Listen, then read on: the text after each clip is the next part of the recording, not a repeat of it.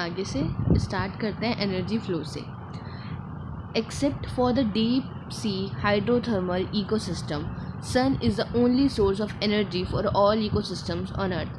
अब ये कह रहे हैं कि इस हाइड्रोथर्मल इकोसिस्टम्स को अगर छोड़ दें तो उसके अलावा जितने भी इकोसिस्टम एग्जिस्ट करते हैं हमारे अर्थ पे, उनके लिए एकमात्र सन ही सोर्स है एनर्जी का। तो सन ही जो है सबको एनर्जी प्रोवाइड कराता है। Of the incident solar radiation, जितनी पड़ती है सोलर रेडिएशन अर्थ पे, लेस देन 50% ऑफ इट, उसमें से उसका 50% से भी कम क्या होता है, फोटोसिंथेटिकली एक्टिव रेडिएशन, जिसे PAR कहा जाता है। We know that the plant and photosynthetic bacteria autotrophs, जिन्हें हम ऑटोट्रॉप्स कहते हैं, वो फिक्स करते हैं सन्स की रेडिएंट एनर्जी को अपना खाना बनाने के लिए। कहाँ से? सिंपल इनऑर्गेनिक मटेरियल को यूज़ करके। Plant captures only 2 to 10% of the PAR। ये PYQ है, पूछा गया है, और ये भी PYQ है, पूछे गए कि कितना करता है। तो प्लांट जो होता है कैप्चर करता है सिर्फ 2 से 10% PAR, that is photosynthetically active radiation, जो है कि मतलब टोटल इंसिडेंट हो रही है मान लो 100%, ठीक है। अब इसमें इसका 50% से भी कम, इतना क्या है, PAR है। उस 50% में से भी जो प्लांट्स होते हैं वो सिर्फ इसका 2 से 10% कैप्चर करते हैं आगे एनर्जी को कन्वर्ट करने के लिए, अपना खाना बनाने के लिए, दैट इज़ कन्वर्ट करने के लिए, जो सन की लाइट है उसको दूसरी फॉर्म में चेंज करने के लिए। And this small amount of energy sustain the entire living world. और इतना ही अमाउंट एनर्जी का, इतना कम अमाउंट, यही पूरा हमारा लिविंग वर्ल्ड इस पर डिपेंडेंट है और इस पर चलता है। So it is very important to know how the solar energy captured by the plant flows through the different organism of an ecosystem. तो ये बहुत इंपॉर्टेंट है ये समझना कि सोलर एनर्जी कैसे कैप्चर की जाती है प्लांट्स के द्वारा और कैसे फ्लो होती है वो अलग अलग ऑर्गेनिज्म में, इकोसिस्टम में। All the organism are dependent for their food on producers. सारे ऑर्गेनिज्म प्रोड्यूसर्स पे डिपेंड करते हैं अपना खाना पाने के लिए, ईदर डायरेक्टली कर रहे हो या फिर इनडायरेक्टली कर रहे हो। So you find the unidirectional flow of energy from the sun to producers and then to the consumers. और इसलिए हमें क्या देखने मिलता है कि एनर्जी का यूनिडायरेक्शनल फ्लो होता है सन से प्लांट और प्लांट से consumers. Is this in keeping with the first law of thermodynamics? क्या ये फर्स्ट लॉ ऑफ थर्मोडायनेमिक्स नहीं है? Further ecosystem are not exempt from the second law of, मतलब पहला लॉ जो है थर्मोडायनेमिक्स का वो तो यहाँ चल ही रहा है, उसके साथ साथ जो है कि दूसरा लॉ भी यहाँ पे फॉलो होता है। मतलब they need a constant supply, कि अगर हमें कोई सिस्टम का मेंटेन करके रखना है फंक्शन, तो वहाँ पे कांस्टेंट नीड होती है एनर्जी सप्लाई की to synthesise the molecules they require. वही बात कर रहे हैं कि उन्हें कांस्टेंट सप्लाई चाहिए एनर्जी की, वो सिंथेसाइज करने के मॉलिक्यूल जिनकी आवश्यकता है। To contract the universal tendency toward the increasing disorderliness. और क्या क्या जो हमारा यूनिवर्स है वो टुवर्ड अ डिस्ट्रिक्शन हर समय उस तरफ जा रहा है, डिसऑर्डरलीनेस की तरफ जा रहा है। तो उसको रोकने के लिए, उस चीज़ को कॉन्ट्रैक्ट करने के लिए क्या होता है, कांस्टेंट सप्लाई ऑफ एनर्जी चाहिए होता है, ताकि वो जो कंडीशन है वो मेंटेन की जा सके। The green plant in the ecosystem are called producers. जो ग्रीन प्लांट होते हैं हमारे इकोसिस्टम में उनको प्रोड्यूसर्स कहा जाता है। इन अ टेरेस्ट्रियल इकोसिस्टम, जो टेरेस्ट्रियल इकोसिस्टम होते हैं जो ज़मीन पे मिलते हैं, मेजर प्रोड्यूसर्स क्या है यहाँ पे, हर्बेशियस और woody plants.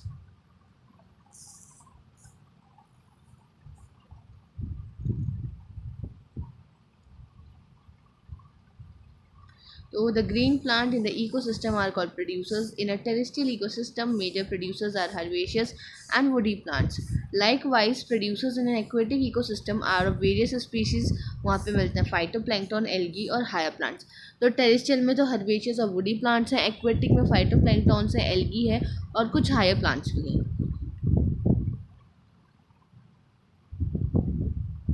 You have read about the food chains and web that exist in nature. आपने फूड चेन्स और वेब्स के बारे में भी पढ़ा है जो नेचर में एग्जिस्ट करती हैं। स्टार्टिंग फ्रॉम द प्लांट, जो प्लांट से स्टार्ट होती हैं, और producers, food chains or rather webs are formed such that animal feeds on a plant or another animal and in turn food or for another। Basically यहाँ पे ये बताया गया है कि फूड चेन और फूड वेब्स कैसे बनते हैं, कि प्लांट है, प्रोड्यूसर है, उसको कोई खाएगा, फिर उस जानवर को कोई और खाएगा और वो किसी और से इंटरकनेक्टेड है, तो ऐसे क्या बनता है, हमारे फूड वेब्स और फूड चेन्स बनते हैं। द चेन और the web is form because of this interdependency. जो चेन और वेब है वो क्यों बनता है, इस इंटरडिपेंडेंसी की वजह से ही बनता है, क्योंकि हम एक दूसरे पर डिपेंड करते हैं खाने के लिए।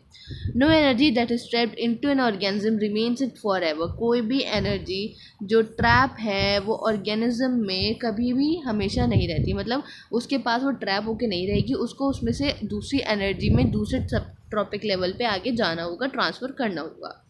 The energy trapped by the producer, जो एनर्जी प्रोड्यूसर्स ट्रैप करते हैं, hence is either pass on to a consumer, उससे वो पास होती है कंज्यूमर्स तक प्रोड्यूसर्स से, और द ऑर्गेनिज्म डाइज, या फिर ऑर्गेनिज्म मर जाता है तो वापस से वो वापस कहाँ जाती है, हमारे इन्वायरमेंट में आ जाती है। Death of organism is the beginning of the detritus food chain और वेब। अब ये इंपॉर्टेंट है, PYQ पूछा गया है कि beginning of detritus food chain और वेब कब स्टार्ट होता है, डेथ ऑफ एन ऑर्गेनिज्म पे।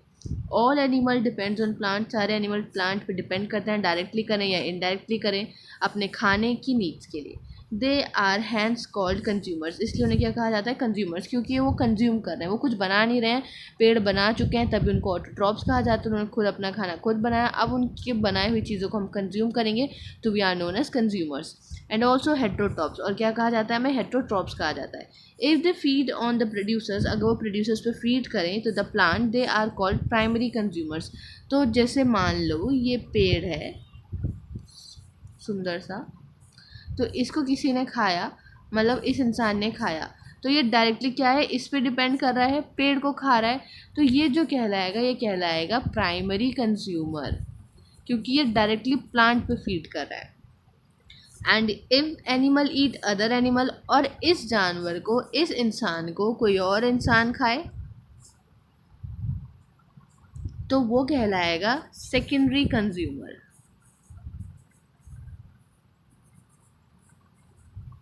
तो वही लिखा है, वेजिटेरियन ईट द प्लांट्स और their producers, they are called the secondary consumers. अब देखो कि इन्होंने साफ यहाँ बताया है जो क्या है, अगर हम फीड करते हैं प्रोड्यूसर्स पे, द प्लांट्स पे, तो हम प्राइमरी कंज्यूमर्स हैं। अगर एनिमल ईट कर रहा है दूसरे एनिमल को और जो प्लांट्स खा रहा था या उसके प्रोडक्ट्स, तो उसे कहा जाएगा सेकेंडरी कंज्यूमर। लाइक वाइज ऐसे ही you could have tertiary consumer too, और ऐसे ही आपको टर्शरी कंज्यूमर भी मिल सकता है। ऑब्वियसली जो प्राइमरी कंज्यूमर है वो कैसा होगा, हर्बीवोर होगा, क्योंकि उसने क्या खाया, सीधे पेड़ को खाया। एंड सम कॉमन हर्बीवोर्स जैसे कौन कौन है, जैसे कि इंसेक्ट्स होते हैं, बर्ड्स होते हैं, मैमल्स होते हैं टेरेस्ट्रियल इकोसिस्टम में, और मोलस्क होते हैं कहाँ पे, एक्वेटिक इकोसिस्टम में। ये लाइन इंपॉर्टेंट है, इस पर बच्चे ध्यान नहीं देते कि अब पूछ ले कि हर्बीवोर कौन है एक्वेटिक इकोसिस्टम का, तो that are mollusc. The consumer that feed on these herbivore are carnivores, जो इन कंज्यूमर्स इन हर्बीवोर पे फीड करते हैं उनको कार्निवोर्स कहा जाता है, और मोर करेक्टली बोलें तो प्राइमरी कार्निवोर्स कहा जाता है, दो हालांकि वो सेकेंडरी कंज्यूमर्स हैं। तो सेकेंडरी कंज्यूमर कौन होंगे, प्राइमरी कार्निवोर्स होंगे। Those animal that depend on the primary carnivore, अब जो एनिमल प्राइमरी कार्निवोर पे डिपेंड करेगा उसको हम सेकेंडरी कार्निवोर कह देंगे। A simple grazing food chain दिखाई गई है, देखो ग्रास, ग्रास प्रोड्यूसर्स, उसको गोट ने खाया, दैट इज प्राइमरी कंज्यूमर, गोट को मैन ने खाया, दैट इज सेकेंडरी कंज्यूमर। अब मैन को कोई और खा लेगा तो वो कौन बन जाएगा, टर्शरी कंज्यूमर। तो जो सेकेंडरी कंज्यूमर है वो है हमारा प्राइमरी कार्निवोर, और जो टर्शरी कंज्यूमर होगा वो होगा हमारा सेकेंडरी कार्निवोर।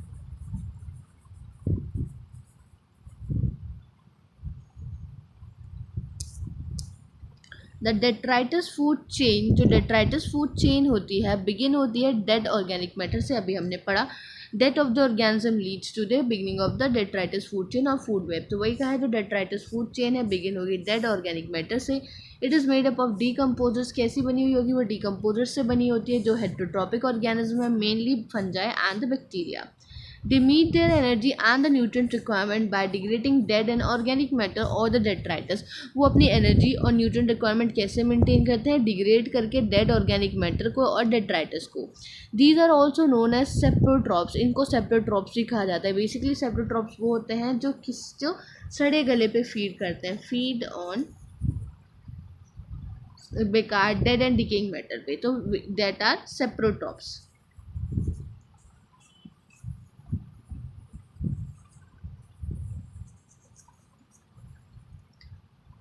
सेप्रो का मतलब होता है टू डिकम्पोज करना। डिकम्पोजर्स, अब जो डिकम्पोजर्स हैं वो कैसे करेंगे ये प्रोसेस, वो डिकम्पोजर्स सिक्रीट करते हैं डाइजेस्टिव एंजाइम्स जो ब्रेक डाउन करते हैं डेड और वेस्ट मटेरियल को सिंपल इनऑर्गेनिक मटेरियल में, which are subsequently observe by them, और फिर बाद में उसी को वो एब्जॉर्ब कर लेते हैं। अब बात करें हम अगर एक्वेटिक फूड चेन की, तो एक्वेटिक जो इकोसिस्टम है वहाँ पे जो ग्रेजिंग फूड चेन होती है वो मेजर कंडक्ट है एनर्जी फ्लो का। मतलब एनर्जी फ्लो कौन कराता है वहाँ पे पूछा जाए एक्वेटिक इकोसिस्टम में, तो एनर्जी फ्लो होती है वहाँ पे ग्रेजिंग फूड चेन की वजह से। As against this a terrestrial ecosystem, वहीं पे अगर टेरेस्ट्रियल इकोसिस्टम की बात करें तो a much larger fraction of energy, वहाँ पे ज़्यादा अमाउंट ऑफ जो एनर्जी है वो फ्लो होती है डेट्राइटस फूड चेन की वजह से। ये इंपॉर्टेंट है याद रखना कि ग्रेजिंग फूड चेन की वजह से कहाँ पे एनर्जी फ्लो हो रही है, वो रही है एक्वेटिक इकोसिस्टम में, और जो हमारी डेट्राइटस फूड चेन है उसकी वजह से मेजर एनर्जी फ्लो होती है हमारे टेरेस्ट्रियल इकोसिस्टम में, क्योंकि यहाँ से क्वेश्चन पूछा गया है। डेट्राइटस फूड चेन कनेक्टेड है ग्रेजिंग फूड चेन से एट सम लेवल्स। जो डेट्राइटस फूड चेन होती है वो कहीं कुछ कुछ लेवल्स पे कनेक्टेड होती है ग्रेजिंग फूड चेन के साथ। Some of the organism of DFC, मतलब डेट्राइटस फूड चेन प्रे होते हैं GFC एनिमल्स के लिए, ठीक है। एंड मतलब जो डेट्राइटस फूड चेन है ना उसमें जो कुछ ऑर्गेनिज्म आ रहे हैं, लाइक जैसे कि कौन थे बेसिकली डिकम्पोजर्स में भी कौन है, फंजाई एंड बैक्टीरिया, तो क्या है, प्रे है किन के लिए, ग्रेजिंग फूड चेन एनिमल्स के लिए। हमने पढ़ा है ना उसमें लास्ट चैप्टर में, लास्ट टू लास्ट चैप्टर में जब हम पढ़ रहे थे ऑर्गेनिज्म वाला, ऑर्गेनिज्म पॉपुलेशन की प्रे एंड प्रीडेटर्स ये सब क्या होते हैं, तो वही प्रे है उसका शिकार और प्रीडेटर होता है शिकारी, तो उसको जो खाएगा, तो वही कह रहे हैं कि जो DFC होती है डेट्राइटस फूड चेन होती है उसके कुछ मेंबर्स प्रे होते हैं ग्रेजिंग फूड चेन मेंबर्स के लिए। And in natural ecosystem some animal like cockroaches, crows etcetera, ये कैसे होते हैं, ओमनीवोर्स होते हैं, मतलब जो हर्बीवोर और कार्निवोर दोनों की तरह काम करते हैं। These natural interconnections of the food chain make it a food web, यही जो इंटरकनेक्शंस है यही क्या बनाते हैं, फूड वेब बनाते हैं। क्या ये जो नेचुरल इंट्रैक्शन हो रहा है फूड चेन का, तो यही क्या मिलते हैं आपस में, फूड वेब। फूड वेब कैसे बना, मतलब वेब क्या होता है, एक जाला टाइप जो हर जगह से जुड़ा हुआ हो, तो वही फूड चेन तो सिंपल सीधी सीधी चलती है, जैसे अभी हमने कहा था ग्रास को किसने खाया, गोट ने खाया, गोट को मैन ने खाया, ये सिंपल फूड चेन है।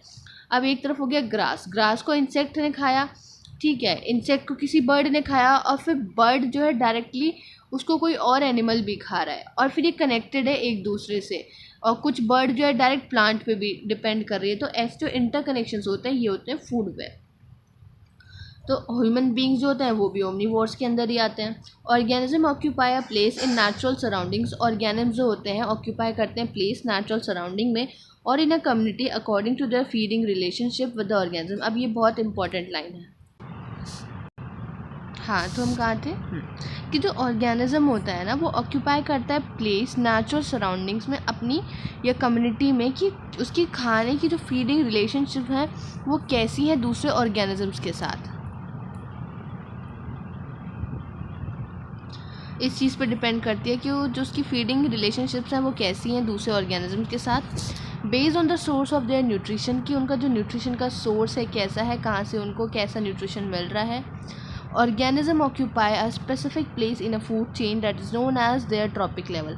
अब किसी की वो जो स्पेसिफिक पोजीशन जो ऑर्गेनिज्म ऑक्यूपाई करता है कि स्पेसिफिक प्लेस फूड चेन में, उसे कहा जाता है that is trophic level. Producers belong to the first trophic level. अब जो प्रोड्यूसर्स हैं वो फर्स्ट ट्रॉपिक लेवल, जैसे ये अलग अलग मान लो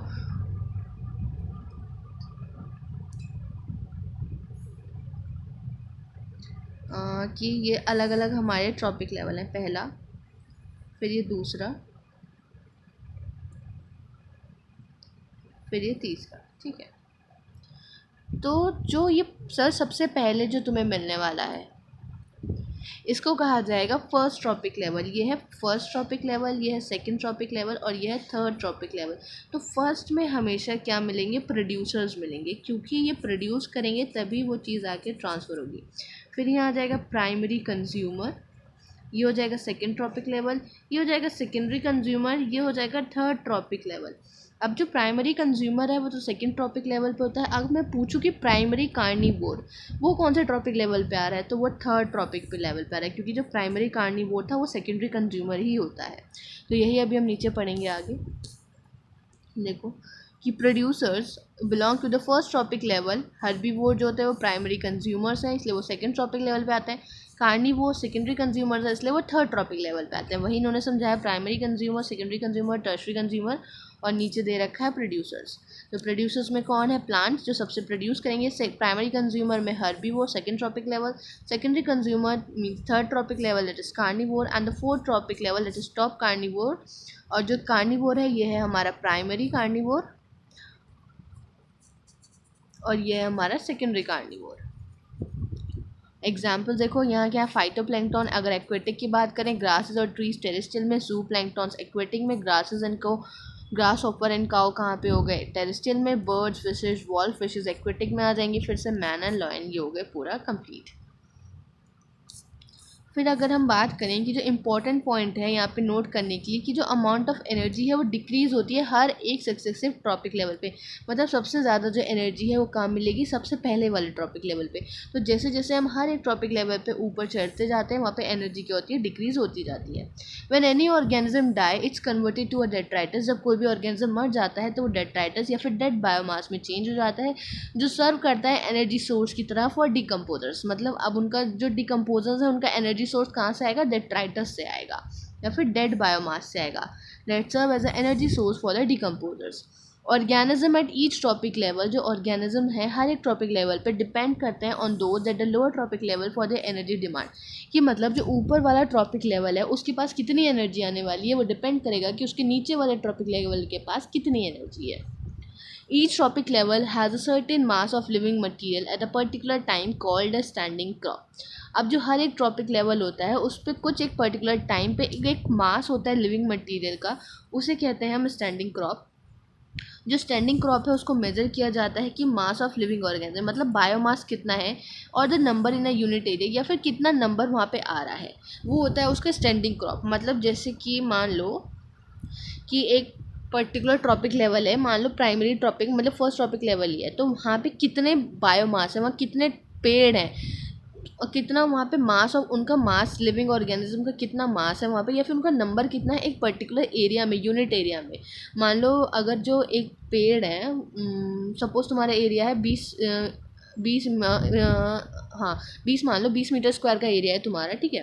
तो उसमें जो पेड़ मिलने वाले हैं, मान लो सपोज वहाँ 10 पेड़ मिल रहे हैं, तो वो उसका क्या हुआ? बायोमास हुआ, लिविंग मैटर हुआ, वहाँ पे नंबर हुआ कि अब उसमें पर यूनिट एरिया में उसका जो एक यूनिट होगा दैट इज़ 1 मीटर स्क्वायर में कितना मिलने वाला है, तो वो उसका बायोमास कहलाता है। और वही बायोमास जो होता है कि जो मास है लिविंग मटेरियल का एक पर्टिकुलर टाइम में कितना है, वही बन जाता है उसकी standing crop. The biomass of a species express in terms of the fresh और ड्राई वेट। जो बायोमास है उसे फ्रेश और ड्राई वेट में एक्सप्रेस किया जाता है। ड्राई वेट में इसलिए करते हैं क्योंकि वहाँ पे जो वाटर कंटेंट होता है वो नहीं होता, तो इसलिए जो वैल्यूज़ होती हैं उसमें कोई भी ऑल्ट्रेशंस नहीं आता। The number of the trophic level in a greasing food chain is restricted. जो नंबर है ट्रॉपिक लेवल का ग्रीजिंग फूड चेन में वो रेस्ट्रिक्टेड है। क्यों? क्योंकि ट्रांसफ़र ऑफ एनर्जी फॉलो करती है 10% लॉ को, कि मतलब सिर्फ 10% ही एनर्जी ट्रांसफ़र होगी हर एक ट्रॉपिक लेवल पे लोअर ट्रॉपिक लेवल से। मान लो ये हमारा पहला ट्रॉपिक लेवल था, ये दूसरा, ये तीसरा, ये चौथा। तो यहाँ पे अगर मान लो कितनी जूल, 1000 जूल जा रही है, तो यहाँ पे उसका सिर्फ 10% ही आगे जाएगा, फिर यहाँ सिर्फ उसका 10% जाएगा, यहाँ फिर उसका सिर्फ 10% जाएगा। तो ये कह रहे हैं कि सिर्फ 10% एनर्जी ही ट्रांसफ़र होती है हर एक ट्रॉपिक लेवल से लोअर ट्रॉपिक लेवल से उसके ऊपर वाले ट्रॉपिक लेवल की तरफ। In nature it is possible to have so many levels. क्या नेचर में पॉसिबल है बहुत सारे लेवल्स हो, like producer, herbivore, primary carnivore, secondary carnivore in the grazing food chain. Do you think there is any limitation in detritus food chain? क्या detritus food chain में कोई limitation होगी? क्या आपको सोचने में क्या लगता है? देखो डेट्राइटस में बेसिकली जो होती है वहाँ पे डेड मैटर से कनेक्टेड होता है और वो इंटरकनेक्टेड होता है। हाँ तो हम कहाँ थे? इस क्वेश्चन पे थे ना, हाँ, कि जो ग्रेजिंग फूड चेन्स होती है ना, वहाँ लिमिटेशन होती है। वहीं पर अगर हम बात करें तो डेट्राइटस फूड चेन में वो लिमिटेशन क्यों नहीं होती? देखो, डेट्राइटस फूड चेन में ना लिमिटेशन इसलिए नहीं होती क्योंकि वहाँ पे जो डेट्राइटस है, जो डेट्रीवोर है, वो किसी भी ऑर्गेनिज्म पे, किसी भी ट्रॉपिक लेवल पे जाके काम कर सकता है। तुम जैसे यहाँ ही देख सकते हो, वो यहाँ पे भी आ गया, ठीक है, और यहाँ पे भी आ रहा है, तो कहीं भी कर सकते हैं वो। तो इसलिए वहाँ पे कोई भी लिमिटेशन नहीं होती क्योंकि वो किसी भी ट्रॉपिक लेवल पे जाके फीड कर सकते हैं। अब हम बात करते हैं ecological pyramids. You must be familiar with the shape of a pyramid. आप शेप ऑफ पिरामिड से फैमिलियर होंगे। जो बेस होता है पिरामिड का वो ब्रॉड होता है, नैरो होता जाता है, ऊपर की तरफ जब जाते हैं तो one gets a similar shape whether you express the food और energy relationship between the organism. आपको सिमिलर शेप मिलेगी ऐसे ट्रॉपिक लेवल्स पे जब आप एक्सप्रेस करोगे, चाहे फूड के लिए बनाओ, चाहे एनर्जी के लिए बनाओ, किसी भी चीज़ के लिए बनाओ। तो this relationship express in terms of the number. कैसे एक्सप्रेस होती है? नंबर के फॉर्म में कि कितना नंबर मिलने वाला है, बायोमास के फॉर्म में कितना उसका मास है, या फिर कितनी एनर्जी। तो 3 तरह के पिरामिड मिलने वाले हैं हमें, pyramid of number, pyramid of biomass and pyramid of energy. The base of the each pyramid represent करता है प्रोड्यूसर्स को या फिर फर्स्ट ट्रॉपिक लेवल को, वाइल जो एपेक्स होता है रिप्रेजेंट करता है टर्शरी और द टॉप लेवल कंज्यूमर को। जो 3 टाइप के इकोलॉजिकल पिरामिड्स यूजुअली देखने मिलते हैं, पढ़ते हैं, pyramid of number, pyramid of biomass and pyramid of energy. अब हम नीचे देखते हैं। देखो, ये जो दिया हुआ है, किसका एग्जांपल दिया है? Pyramid of a number in a grassland ecosystem. Number का पिरामिड दिया गया है ग्रासलैंड के इकोसिस्टम में। Only 3 top carnivore are supported in an ecosystem based on the production of nearly 6 million plants. कि नियरली यहाँ पे 6 मिलियन प्लांट्स ने प्रोडक्शन करा, प्रोडक्ट बनाया, प्रोड्यूसर्स हैं, फिर प्राइमरी कंज्यूमर्स आए, फिर सेकेंडरी कंज्यूमर आए और टर्शरी कंज्यूमर है। बस ये 3 तक ही लिमिटेड है। तो ये कैसा है? ये देखो, अपराइट मिला। हम पूछते हैं क्वेश्चन के कहाँ पे पिरामिड ऑफ नंबर अपराइट मिलता है, तो कहाँ मिलेगा? ग्रासलैंड इकोसिस्टम में पिरामिड ऑफ नंबर हमें अपराइट मिलेगा। नेक्स्ट है हमारा the pyramid of biomass shows a sharp decrease in biomass at a higher trophic level. तो बायोमास जो होता है में क्या हो रहा है? शार्प डिक्रीज देखने मिल रहा है हमें। कहाँ पे? पिरामिड ऑफ बायोमास में। तो ये पूछते हैं कि पिरामिड ऑफ बायोमास कहाँ पे अपराइट होता है? वही कहाँ मिलने वाला है तुमको? ऐसे एक्वेटिक इकोसिस्टम में हमेशा पिरामिड ऑफ जो बायोमास होता है वो इन्वर्टेड होता है, ये याद रखना है। तो अपराइट कहाँ मिलेगा? बाकी कोई भी एक्वेटिक, कोई भी हमारे इकोसिस्टम हो वहाँ मिल जाएगा, लेकिन बेसिकली टेरेस्ट्रियल इकोसिस्टम में। और लेकिन जो पिरामिड ऑफ बायोमास है इन्वर्टेड मिलता है हमको एक्वेटिक्स में इकोसिस्टम में। लिखा है inverted pyramid of biomass small standing crop. अब देखो, पिरामिड ऑफ बायोमास छोटा है तो उसकी स्मॉल स्टैंडिंग क्रॉप होगी, क्योंकि हमने पढ़ा था कि स्टैंडिंग क्रॉप क्या है, कि कोई भी वहाँ पे लिविंग मैटर कितना प्रेजेंट है एक पर्टिकुलर टाइम में, तो वो उसकी स्टैंडिंग क्रॉप है। जब बायोमास ही कम है तो स्टैंडिंग क्रॉप भी खुद ही कम हो जाएगी। तो ये दिखा रहा है फाइटोप्लैंक्टन सपोर्ट करता है वहाँ पे लार्ज स्टैंडिंग क्रॉप ऑफ जूप्लैंक्टन्स की। फाइटोप्लैंक्टन क्या है? वहाँ पे छोटे छोटे पेड़ जो प्रोड्यूसर्स का काम करेंगे। जूप्लैंक्टन फिर उनसे बड़े बड़े, ऐसे हम समझ सकते हैं छोटे कीड़े मकोड़े, पानी वाले छोटी छोटी मछलियाँ, बेसिकली छोटी छोटी मछलियाँ समझो उनको, ऐसा। तो वो जूप्लैंक्टन्स की तरह हो गए। तो वो क्या है? यहाँ पे पिरामिड ऑफ जो बायोमास है इन्वर्टेड है हमारा एक्वेटिक इकोसिस्टम में। ये क्वेश्चन पूछा जाता है बहुत बार। अब पिरामिड ऑफ एनर्जी देखो, पिरामिड ऑफ एनर्जी हमेशा अपराइट मिलेगा तुमको, कभी इन्वर्टेड नहीं मिल सकता, क्योंकि एनर्जी का फ्लो क्या होता है? यूनिडायरेक्शनल होता है। वो नीचे लोअर लेवल से हायर लेवल की तरफ एनर्जी जाती है, और सिर्फ देखो 10% लॉ को फॉलो करती है। यहाँ 10,000 थी तो फिर यहाँ से 10 उसका 10% गया, मतलब 1000 एनर्जी। फिर 1000 थी तो अगले में सिर्फ उसका 10% गया तो 100 जूल गई, फिर अगले में उसका सिर्फ 10% गया तो सिर्फ 10 जूल गई। तो क्या है? 10% लॉ फॉलो होता है। पिरामिड ऑफ एनर्जी हमेशा अपराइट मिलेगा। Any calculations of energy content of biomass or number has to include all the organism at the tropic level। जो इसमें हम बायोमास और नंबर का देखते हैं तो उसमें सारे ऑर्गेनिज्म को इंक्लूड करते हैं हम, हर एक ट्रॉपिक लेवल वाले को। No generalisation we make will be true if we take only few individuals. यहाँ पे कोई भी जनरलाइजेशन ट्रू नहीं हो जाएगी कि एक बात हम फिक्स कर दें इनके लिए कि ऐसा ही होगा, ऐसा नहीं होता। किसके लिए? Pyramid of biomass and pyramid of number के लिए। ऑल्सो गिवन ऑर्गेनिज्म में occupy more than 1 trophic level. और ऐसा क्यों? कई बार ऐसा हो सकता है एक ऑर्गेनिज्म एक से ज़्यादा ट्रॉपिक लेवल ऑक्यूपाई कर ले। जैसे हमने देखा था, अगर बर्ड किस पे फीड करती है? ट्री पे, सीड्स पे, तो प्राइमरी उसमें आ जाएगी, और वहीं वो इंसेक्ट पे जाती है तो सेकेंडरी पे आ जाएगी। तो इसलिए एक ऑर्गेनिज्म एक से ज़्यादा ट्रॉपिक लेवल ऑक्यूपाई कर सकता है। One must remember that the trophic level represent a functional level. हमें ये भी याद रखना है कि ट्रॉपिक लेवल क्या रिप्रेजेंट करता है, फंक्शनल लेवल। और ये लाइन बहुत ही इंपॉर्टेंट है, ऐसे क्वेश्चन आ सकता है कि जो ट्रॉपिक लेवल है क्या रिप्रेजेंट कर रहा है, फंक्शनल लेवल को रिप्रेजेंट कर रहा है, not a species as such. एक स्पीशीज़ का नहीं कि पर्टिकुलर उसी स्पीशीज़ की जगह, नहीं, वो उसका फंक्शनल है कि जो वहाँ पे आएगा वो प्राइमरी का काम करेगा, जो वहाँ पे आएगा वो सेकेंडरी का काम करेगा, दैट इज़ फंक्शनल लेवल। ये नहीं कि अगर वो आ गया तो वहाँ चिड़िया ही आएगी या फिर वहाँ इंसान ही आएगा, नहीं, ऐसा नहीं है। वो उसका फंक्शनल लेवल है कि अगर पेड़ पे तुमने फीड करा तो तुम प्राइमरी कंज्यूमर्स में आओगे, अगर तुमने मेन पे एनिमल पे फीड करा तो तुम सेकेंडरी कंज्यूमर पे आओगे, that is functional level. Not as a species as such. A given species may occupy more than one tropic level in the same ecosystem. वही हमने पढ़ा कि एक स्पीशीज़ एक से ज़्यादा ट्रॉपिक लेवल ऑक्यूपाई कर सकती है सेम इकोसिस्टम में ही। फॉर एग्जांपल जैसे कि जो स्पैरो है, अगर वो प्राइमरी कंज्यूमर है, जब वो सीड्स खा ले, फ्रूट्स खा ले, पीस खा ले, वहीं पे वो सेकेंडरी कंज्यूमर बन जाएगी जब वो इंसेक्ट खा ले, वॉर्म्स खा ले। तो यही अभी मैंने बताया भी था। इन मोस्ट इकोसिस्टम, जो ज़्यादातर इकोसिस्टम होते हैं वहाँ पे पिरामिड ऑफ जो नंबर है of energy and the biomass upright होता है। ज़्यादातर तो अपराइट देखने मिलता ही है। वो ये कह रहे हैं दैट इज़ प्रोड्यूसर ज़्यादा होते हैं नंबर में and biomass than herbivore, and the herbivore ज़्यादा होंगे as compare to biomass of the carnivore. Also जो एनर्जी होती है लोअर ट्रॉपिक लेवल पे वो हमेशा ज़्यादा होती है as compare to higher level. There are the exception to this generalisation. कुछ एक्सेप्शन है इस जनरलाइजेशन के लिए। If you want to count the number of insect, अब वही बता रहे हैं, अगर तुम काउंट करने बैठो कि एक इंसेक्ट फीड कर रहा है एक लंबे बड़े ट्री पे, तो ये ट्री है, इस पर एक ही पेड़ है, लेकिन इंसेक्ट इसमें लाखों में होंगे, ये सारे इंसेक्ट इतने सारे इस पर फीड कर रहे हैं, तो ये तो अगर हम बनाएं बायोमास के हिसाब से, ये बायोमास और इनका बायोमास इतना ज़्यादा, फिर से वो इन्वर्टेड मिल गया। तो वही, तो ये कुछ एक्सेप्शन भी हैं इसमें। That what kind of pyramid would you get, कैसे मिलने वाला है, इन्वर्टेड मिलने वाला है। अब फिर देख लो कि उसमें तुमने एस्टिमेट नंबर ऑफ छोटी छोटी बर्ड्स लगा ली फिर से। अब देखो पहले क्या था, एक पेड़ था उसके ऊपर बहुत सारे इंसेक्ट्स थे, अब इस पर छोटी छोटी बर्ड्स हैं, तो कुछ ऐसी शेप मिलेगी। तो ये कह रहे हैं कोई पर्टिकुलर जनरलाइजेशन नहीं दे सकते कि ऐसा ही मिलेगा, कुछ एक्सेप्शंस भी हैं जैसे कि इन्होंने बताया। ज़्यादातर ऐसा मिलता है लेकिन ऐसा नहीं कि हमेशा यही मिलेगा। The pyramid of biomass in a sea is generally inverted. अभी मैंने समझाया था कि जो पिरामिड ऑफ बायोमास है सी में एक्वेटिक इकोसिस्टम में वो जनरली इन्वर्टेड मिलेगा, क्योंकि जो बायोमास होता है फिशेस का वो एक्सीड कर जाता है as compare to phytoplankton. Pyramid of energy is always upright. Pyramid of energy हमेशा अपराइट होता है, वो कभी भी इन्वर्टेड नहीं हो सकता, क्योंकि एनर्जी का फ्लो होता है एक पर्टिकुलर ट्रॉपिक लेवल से नेक्स्ट ट्रॉपिक लेवल की तरफ, और कुछ एनर्जी हमेशा लॉस होती है एज अ हीट के फॉर्म में हर एक स्टेप पे। Each bar in the energy pyramid indicates the amount of energy present at each trophic level in given time और एनुअली पर यूनिट एरिया। जो हर एक बार होता है वो क्या रिप्रेजेंट करता है पिरामिड में, कि कितनी अमाउंट ऑफ एनर्जी प्रेजेंट है हर एक ट्रॉपिक लेवल पे एक पर्टिकुलर टाइम पे, या फिर एनुअली पर यूनिट एरिया में कितनी प्रेजेंट है। तो बेसिकली साफ से इनके यहाँ से हमने ये कंक्लूड कर सकते हैं कि pyramid of number, pyramid of biomass की शेप चेंज हो सकती है, लेकिन जो पिरामिड ऑफ एनर्जी है वो हमेशा अपराइट मिलेगा, क्योंकि एनर्जी का फ्लो यूनिट डायरेक्शन होता है, वो 10% लॉ फॉलो करते हैं, और हमेशा कुछ एनर्जी लॉस होती है in the form of heat जब हर एक सक्सेसिव ट्रॉपिक लेवल पे हम जाते हैं। तो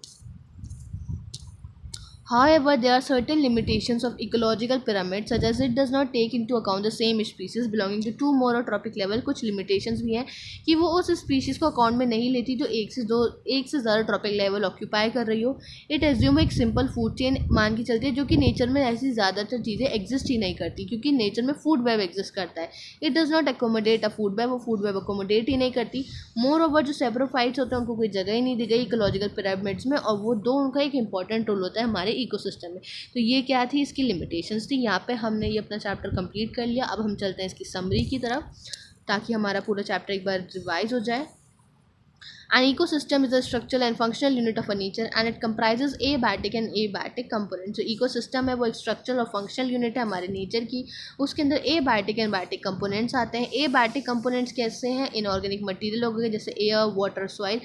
वहीं पे biotic components क्या हो जाएंगे, जिसकी producer, consumer, decomposers। हर एक ecosystem क्या है, उसकी characteristic है like physical structure resulting from the interaction among the abiotic and biotic components। ये हम पढ़ के हैं कि हर एक ecosystem की characteristic क्या है, उसका physical structure, वो कैसे सब बनता है जब उनमें इंटरेक्शन होता है उसके एबायोटिक और बायोटिक कंपोनेंट्स में। जो स्पीशीज कंपोजिशन है और स्ट्रैटिफिकेशन है वो दो मेन स्ट्रक्चरल फीचर्स हैं इकोसिस्टम के। अब यहाँ से कोई क्वेश्चन पूछ ले कि बेटा बताओ मेन स्ट्रक्चरल फीचर्स क्या है किसी इकोसिस्टम के, तो वो इसकी स्पीशीज कंपोजिशन और स्ट्रैटिफिकेशन, उनका डिस्ट्रीब्यूशन कैसा है। अब ये लाइन हमने तो चैप्टर में नहीं पढ़ी, लेकिन बस हमने समझा है, तो ये लाइन लेकिन यहाँ लिखी है कि स्पीशीज कंपोजिशन और जो स्ट्रैटिफिकेशन होती है वो दो मेन स्ट्रक्चरल फीचर्स होते हैं किसी भी इकोसिस्टम के। अब बेस्ड ऑन द सोर्स के बेसिस पे end of nutrition every organism occupy करता है प्लेस हर एक इकोसिस्टम में। अभी हमने देखा था कि उसकी फीडिंग हैबिटेट पे, कि उसका मोड ऑफ न्यूट्रिशन, इस सब चीज़ों पे वो एक जगह ऑक्यूपाई करता है हमारे इकोसिस्टम में। Productivity, decomposition, energy flow and neutral cycling, ये 4 इंपॉर्टेंट कंपोनेंट्स हैं हमारे इकोसिस्टम के। जो प्राइमरी प्रोडक्टिविटी है वो रेट है कि कितना सोलर एनर्जी को उन्होंने कैप्चर करा, बायोमास प्रोडक्शन करा प्रोड्यूसर्स ने। फिर उसको 2 टाइप में बांट दिया गया, ग्रॉस प्राइमरी प्रोडक्टिविटी और नेट प्राइमरी प्रोडक्टिविटी। हम अच्छे से समझा है। Rate of capture of the solar energy और the total production of the organic matter, जो टोटल चीज़ बन रहा है, जो टोटल प्रोडक्ट बन रही है हमारी, that is our gross primary productivity. और जो हमारा रेस्पिरेटरी लॉसेस के बाद बचता है वो होती है हमारी नेट प्राइमरी प्रोडक्टिविटी। तो यही है rate of capture of solar energy और total production of organic matter is called GPP। NPP क्या है? रिमेनिंग बायोमास और energy left after utilization of producers. Secondary productivity वो प्रोडक्टिविटी होती है जो कौन बनाएगा? प्राइमरी प्रोड्यूसर यूज़ करने के बाद जो एनर्जी बनाएगा वो सेकेंडरी प्रोडक्टिविटी में आता है। Rate of assimilation of food energy by the consumers. अब डीकम्पोजिशन की बात करें तो कॉम्प्लेक्स ऑर्गेनिक कंपाउंड जो होते हैं डेट्राइटिस कन्वर्ट करते हैं उनको carbon dioxide, water and inorganic nutrients में बाय द डीकम्पोजर्स के थ्रू। जो भी डेट्राइटस के कंपाउंड्स थे उन सबको कॉम्प्लेक्स वाले, ऑर्गेनिक वाले, उनको कन्वर्ट किया जाता है कार्बन डाइऑक्साइड में, वाटर में और इनऑर्गेनिक न्यूट्रिएंट्स में। कौन कन्वर्ट करता है? डिकम्पोजर्स में कौन आते हैं? मेनली बैक्टीरिया, फंजाई, ये सब। Decomposition involve 3 process. डिकम्पोजिशन में भी 3 प्रोसेस होते हैं, जैसे कि फ्रेगमेंटेशन हो गया, डेट्राइटस का, लीचिंग का and catabolism. Energy flow is a unit direction. Energy flow हमेशा यूनिट डायरेक्शनल होगा। फर्स्ट क्या है? प्लांट कैप्चर करता है सोलर एनर्जी, फिर उसको कन्वर्ट करता है फूड में, वो ट्रांसफर होती है प्रोड्यूसर से डिकम्पोजर्स की तरफ। जो ऑर्गेनिज्म है डिफरेंट ट्रॉपिक लेवल पे नेचर में वो कनेक्टेड है एक दूसरे से और connected to each other for food और energy relationship forming a food chain. और क्या बनाते हैं? मिलके फूड चेन बनाते हैं। The storage and the movement of nutrient element through the various components of the ecosystem is called nutrient cycling. देखो अब न्यूट्रिएंट साइक्लिंग इन्होंने वहाँ सब में बता रखे कि हाँ कंपोनेंट है, लेकिन कहीं भी पहले जो इसको रिवाइज एडिशन है तो अब इसलिए यहाँ सब नहीं है, लेकिन जो पहले था उसमें सब nutrient cycling, phosphorus cycle, nitrogen cycle हम सब पढ़ते थे। लेकिन अब ये इंपॉर्टेंट हो गया क्योंकि उन्होंने यहाँ बता दिया कि न्यूट्रिएंट साइक्लिंग क्या है। तो यहाँ से हम पता होना चाहिए कि यहाँ पे न्यूट्रिएंट साइक्लिंग की डेफिनेशन दी गई है। द स्टोरेज, स्टोर करना और मूवमेंट होना न्यूट्रिएंट एलिमेंट्स का, कहाँ पे? Various components of ecosystem. जो इकोसिस्टम के कंपोनेंट्स है उसमें न्यूट्रिएंट्स का स्टोरेज होना और उसका मूवमेंट होना क्या कहलाया जाता है? न्यूट्रिएंट साइक्लिंग कहलाई जाती है। हाँ, तो जो न्यूट्रिएंट्स होते हैं वो रिपीटेडली क्या होते हैं? यूज़ होते रहते हैं इस प्रोसेस के थ्रू। किस प्रोसेस के थ्रू? न्यूट्रिएंट साइक्लिंग के थ्रू। न्यूट्रिएंट साइक्लिंग 2 टाइप की होती है, गैसेस और सेडिमेंट्री। अब जो एटमॉस्फेयर और हाइड्रोस्फेयर है वो किसका रिजर्वोयर है? गैसेस टाइप की साइकिल के लिए, जैसे कि जो कार्बन साइकिल होती है। वहीं पे अर्थ का क्रस्ट जैसे कि वो रिजर्वोयर है सेडिमेंट्री टाइप साइकिल्स के लिए, जैसे कि फॉस्फोरस साइकिल के लिए। तो ये इंपॉर्टेंट, यहाँ से इंपॉर्टेंट हो जाता है क्योंकि पूरे चैप्टर में न्यूट्रिएंट साइक्लिंग का कहीं डिस्कशन नहीं हुआ है, लेकिन इस समरी में बताया गया है। अगर हम पहले वाली एनसीईआरटी की बात करें तो वहाँ प्रॉपर दिया होता था, तो लेकिन ये इस पार्ट से इंपॉर्टेंट हो जाता है कि इतना तो हमें पता होना चाहिए basic. Products of ecosystem process are named as ecosystem services.